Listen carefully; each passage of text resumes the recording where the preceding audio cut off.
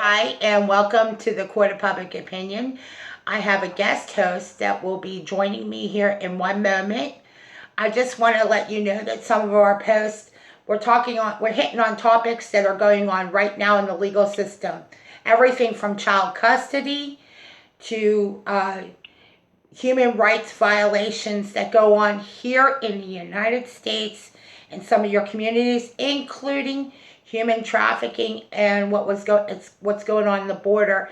And George is now a guest host. I'm going to sit back and I'm going to let George kind of take the wheel from here about something we've been talking about in the previous post. We now have a group page called the Court of Public Opinion Show on Facebook. Look us up. We're on a public site. We don't have a web page or anything, but the Court of Public Opinion is gradually gaining momentum. And now that I have a guest host, George, welcome, George. Thank you, Jennifer. It's good to talk to you again. I think we're on to an important topic. That is the foundation of the country, because without strong marriages, strong families, we have no nation. And strong borders, we have no nation. There is no future for us here. It's very true. What you just stated was very true.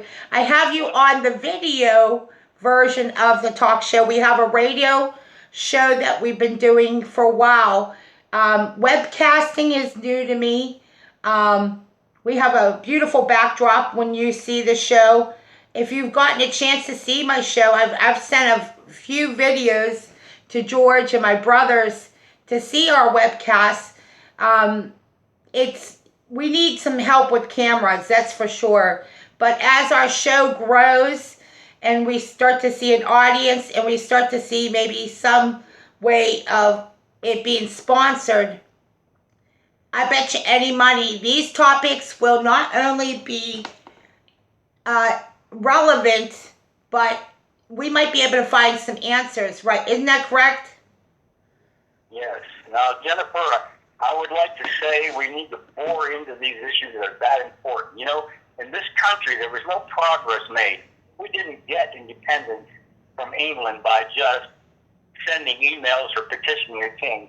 There was a thing called the Revolutionary War. We didn't get labor laws by just sending emails and petitions. There were a lot of conflict that went on before strong labor laws were put in place, and so forth. The civil rights movement didn't just happen by magic. Well, the solution to this problem is not going to happen with just emails and just voting and soft tactics. We're going to have to, I'll give you an example. The advertising is so blatantly anti-male. They estimate over 90% of the ads bash males, particularly white males, make them look like fools, idiots. And even in country music, the songs that Any Man of Mine, Better Walk the Line, Gunpowder and Lead, I mean, you name it. There's any number of songs bashing males constantly. You never see it in the opposite direction, hardly ever. And you go to the university, it's the same thing. That is one big gulag of bashing males, particularly white males. And you can go up and down Hollywood, the movies, and everywhere you look, the same message is being put out there. We have got to counter that. We have got to organize right to these advertisements, tell them we're going to boycott their products. They keep bashing American males. We're going to boycott their movies. You know, we can pay the price of not going to a movie. For God's sake, of not buying a new car. You know, there's ways that are within the law to make your feelings, your opinion noted. If groups of people get together and say, we're going to stop supporting any company that moves to Mexico to build cars or bashes white males on their advertising, we're not going to buy their product, and we're going to let them know. Boycott, boycott, boycott, demonstrate, demonstrate, demonstrate. Saul Alinsky said, remember this, he who owns the street owns the agenda. Who owns the agenda owns the government. Well, we've been far too long of the American male sitting back in a corner and just taking it, being, with a divorce rate well over 50%, and an effective divorce rate, I would estimate, over 75%, which means that for all practical purposes, there's probably only 1 in 5 or 1 in 4 kids that didn't even know what anything like a traditional marriage, mom and dad, even looks like anymore. and the influence of a father, if he's still in the home at all, is minimal. Well, you know the welfare system, they make payments based on the man being gone. They replace the father as daddy. We have got to start challenging every aspect of this, every dimension. And there are many. These feminists have been working for 70 years to create a web of anti-male, because they're basically waging a war on men.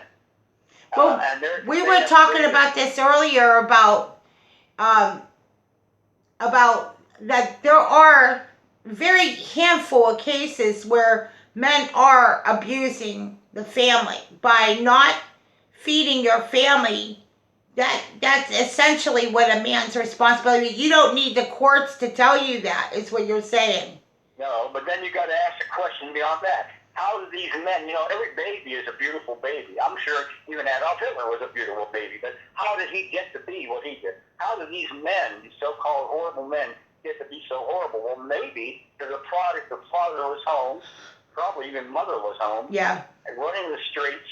I mean, maybe the source of the problem is we had a divorce rate that was like 5%, not so long ago, 50, 60, 70 years ago. And now we have a divorce rate that's exploding. Yeah. Nobody wants to get married anymore. I mean, that is a big red light. That's troublesome, because families, intact, good, solid, traditional families, have been the foundation of any great country, including ours. Yeah, it's a cornerstone of society. It's what keeps things civil. And when there's no family, you could see civil unrest. That doesn't mean civil disobedience is not against the law. Civil unrest is when the family has been under attack. And we were talking about the pro-life issue. I want to, first of all, I want to break in here. For those of you who are just listening, this is George, my new co-host. He is a guest co-host. Whenever we start seeing some more traction, George will be a regular on here. We've had a very good, awesome week. We created some artwork, and we created an audio book about his life, and it is a fantastic story about human survival and love. It's a story about a son and a dad. The son was put in an orphanage, and the dad was put in an institution by the mother, who was a psych nurse. And she was so evil that she kept her son and the dad apart from each other. And he played football, and George is the title of the story. In this book, it's called From Here to Hell and Back. And if you got to go to the Moonlight Lounge page, we have now a group page for the Court of Public Opinion show. But we do everything at the Moonlight Lounge. We talk about all types of topics, especially current events, to music, to anything. Everything is on the table at the Moonlight Lounge.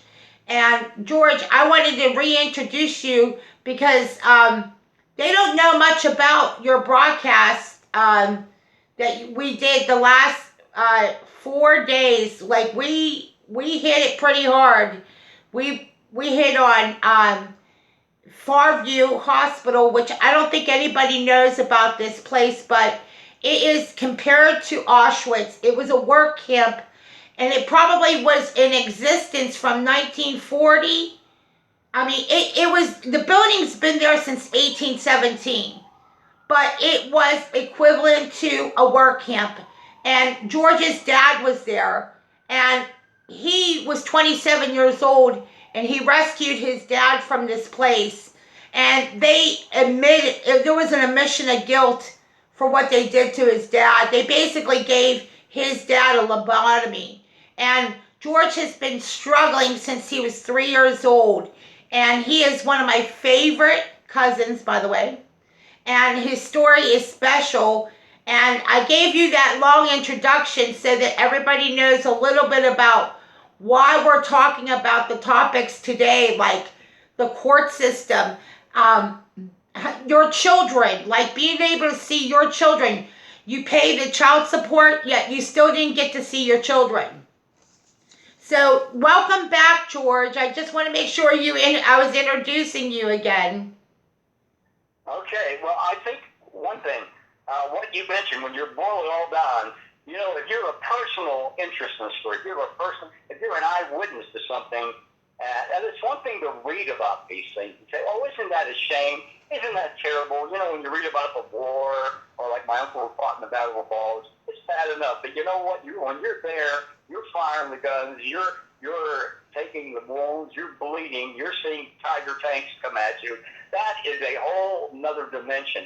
Well, you have a personal investment in what happens. And when I talked to my Uncle John about what happened at Elsinore Bridge, believe me, the emotion poured out of him just like it's pouring out of me, because he was there. He saw the German soldiers killing our soldiers, and he was firing his weapon and fighting and fighting and fighting. Well, the same thing is true in this battle. If you have a personal stake in this, if this has happened to you in any way, you are on fire. You are a warrior. You are ready to take it on. But if you're just a person sitting on the sidelines that has divorced yourself from this, you read about it in the paper, the Sean Goldman case, and you say, isn't that terrible? And then you go back to the NFL. Well, that's the big difference. We don't go back to the NBA. That is what happened to America. America became lazy and complacent. Right, and we don't do that. We debate with people. We demonstrate. We file lawsuits. We do things that have real bite to them, so to speak. Not just sending a bunch of emails, but your program is a good example. This program has a real bite. I'm sure it's going to get out.